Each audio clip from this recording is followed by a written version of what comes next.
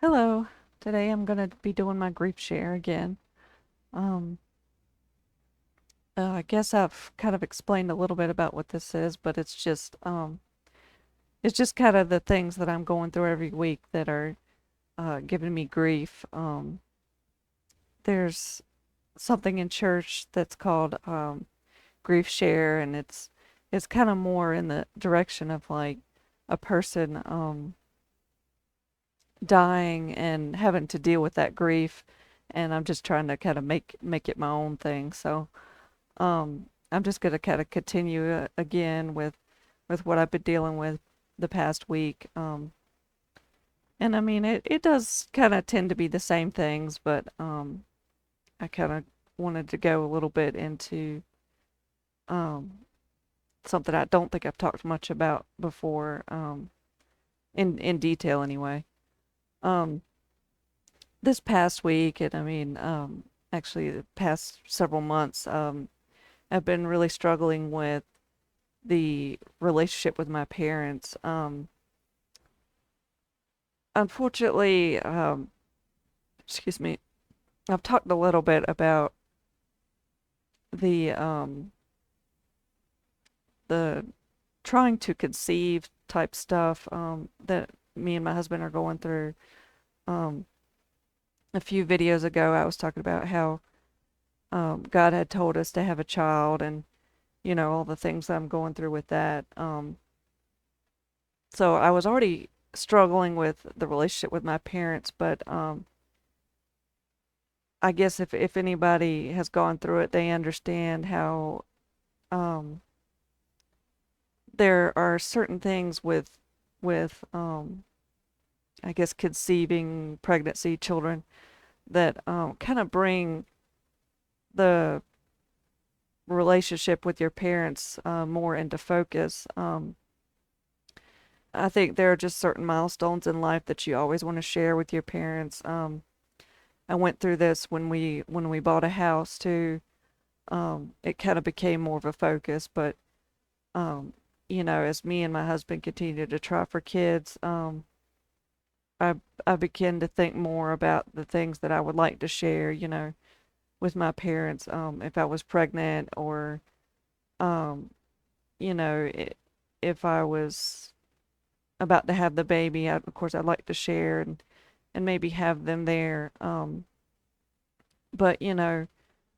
part of the grieving process with abusive parents is um, learning to let go of those desires that you just won't be able to achieve that.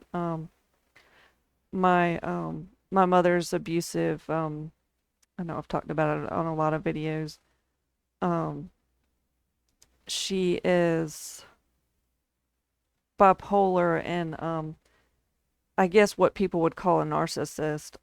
Very difficult to talk to. I've spent years trying to repair the relationship, and I've just kind of given up. We don't talk at all.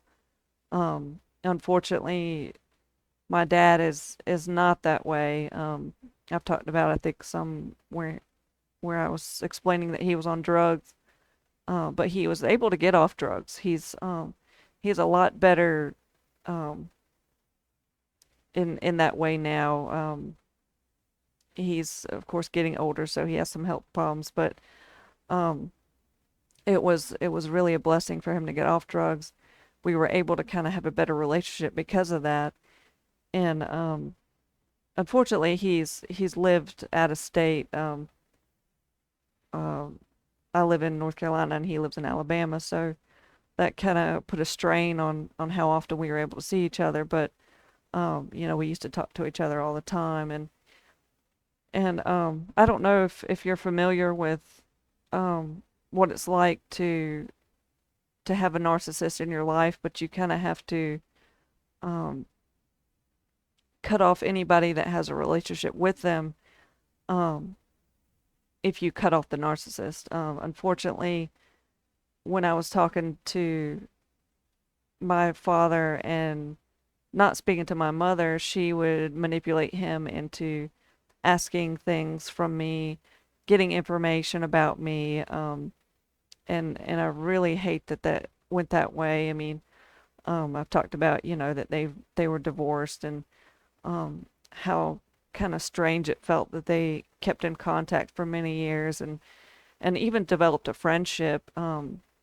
Probably more so in the last 5 years, they've become kind of friends and stuff, and it's just been very awkward for me. But I mean, a lot of it falls on me because I never really said anything. I tried to just, I guess, be understanding of the situation, even though I would never do things like this. Um, I just I just figured it's a different generation, and I hadn't been married for 20 years. I didn't know what it was like. But anyway, I think it was really hard on me when he just decided to um, share things with her that I didn't feel were I mean, that I didn't feel like were appropriate. And then when I tried to start speaking up about it, it kind of felt like he started viewing me as an enemy. Maybe that's too strong of a word.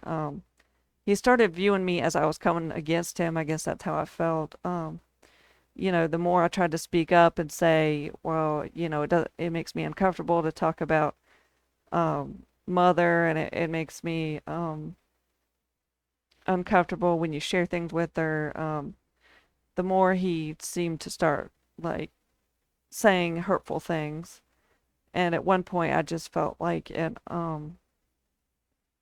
I had to stop talking to him too because of um, I mean, maybe it's not this black and white, but he felt like he just chose to go towards her rather than me. If if you are picking somebody, it felt like he had picked her over me. So I just had to stop talking to him, and of course that's probably been the most pain I've had to go through because um I kind of had come to terms with the fact that I just wasn't gonna talk to my mother. That wasn't really a difficult decision, and I didn't really even care. But my father was a whole different thing because he had supported me and he had loved me, um, unlike she had ever done. And I knew that it was just ripping him apart. I knew it was causing him pain, for me not to talk to him. And I lost my sister a couple years ago. Maybe it was 3 years. But I saw how it ripped him apart when she died, so I didn't want him to feel like he was losing another daughter. But at the same time, I tried to look at it like, he made his decision. I know he didn't know he was making a decision, but we all have to live with our consequences. Anyway, those feelings are something I have to deal with a lot, and the more I think about having a kid and the more real it becomes, um, the harder it is, I mean, I know a lot of people go their whole lives without telling their parents they have kids. I don't know how I would be able to do that. But I also don't know when I would be able to tell my parents. Because if I tell my dad, I have to already accept that he's going to tell my mom, and I can't just tell one without the other knowing because they're kind of tied together now. And that's what I would really prefer. I would prefer to just tell my dad, and it not go to my mother's and her side of the family. So that complicates things a lot for me. I go back and forth in my mind a lot about it, but I usually end up just realizing that there's just no way to tell him, or my mother. Um, so I guess I just feel kind of conflicted about it a lot of the time, and I feel like I'm kind of cornered into my own situation and don't know really what to do about it. And I don't like the situation. I hate it. And it's hard to feel like there's just like this constant like thorn in your mind about something. That's kind of how it feels. Um, and not really knowing what to do. Wanting to fix the situation, of course. I feel that a lot, but you know, I keep coming back to the same thing. You know, I'm like, well, maybe I'll be able to tell them when the child is born, but like I have this fear that my mother's gonna sue for grandparents' rights, and that is a very realistic possibility. So there are things that you just um, if you tell somebody, it automatically goes along with it automatically brings a bunch of problems right away. But you can't run forever, so you kind of have to find a way to make things work the best you can. But um, anyway, I know for now I'm gonna just try to keep things the way they are, but I can't help but have this constant pain about the situation.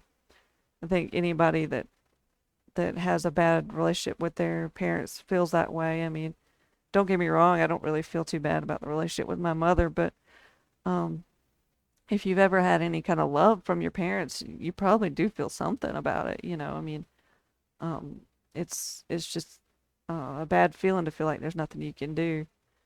But anyway, I guess that's kind of the gist of what I'm going through, and I'm not really going to go any further on that. But I appreciate you watching, and I hope you have a good day.